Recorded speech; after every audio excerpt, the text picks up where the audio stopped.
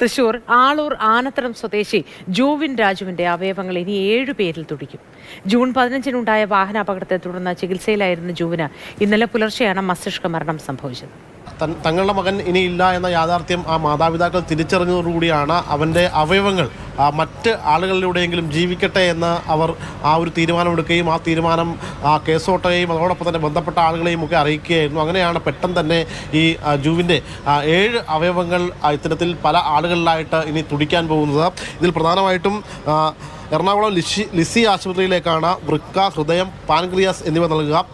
Kochi Aster മെഡിസിറ്റിയിലേക്ക് കരളും, Kozhikode government medical കോളേജിലേക്ക് മറ്റൊരു വൃക്കയും, അങ്കമാലി ലിറ്റിൽ ഫ്ലവർ ഐ ബാങ്കിലേക്ക് 2 കോർണിയകളും കൈമാറിയിട്ടുണ്ട്. കഴിഞ്ഞ ജൂൺ 15-നായിരുന്നു ഈ അപകടം സംഭവിക്കുന്നത്. പോട്ട ഭാഗത്ത് വെച്ചാണ് ഈ അപകടം നടക്കുന്നത്. ഇലക്ട്രിക് സ്കൂട്ടറിൽ മറ്റൊരു വാഹനം വന്ന് ഇടിക്കുകയായിരുന്നു. തുടർന്ന് ചാലക്കുടിയിലെ ഒരു സ്വകാര്യ ആശുപത്രിയിലേക്ക് ജുവിനെ മാറ്റിയെങ്കിലും പിന്നീട് രാജഗിരിയിലേക്ക് കൊണ്ടുവരികയായിരുന്നു. രാജഗിരിയിൽ കൊണ്ടുവരുമ്പോൾ രക്തസ്രാവം വളരെ വലിയ രീതിയിൽ തന്നെ തലച്ചോറിനെ ബാധിച്ചിരുന്നു.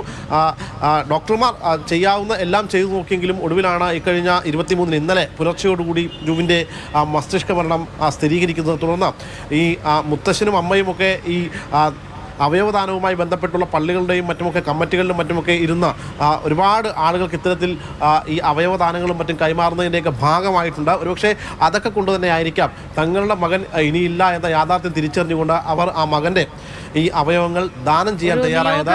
സ്വന്തം കുടുംബത്തിൽ നിന്നുള്ള കുഞ്ഞിന്റെ കാര്യത്തിലും ഇത്തരത്തിലൊരു തീരുമാനം അവർക്ക് എടുക്കേണ്ടി വന്നു. എങ്കിലും അതൊരു നല്ല തീരുമാനമാണ്.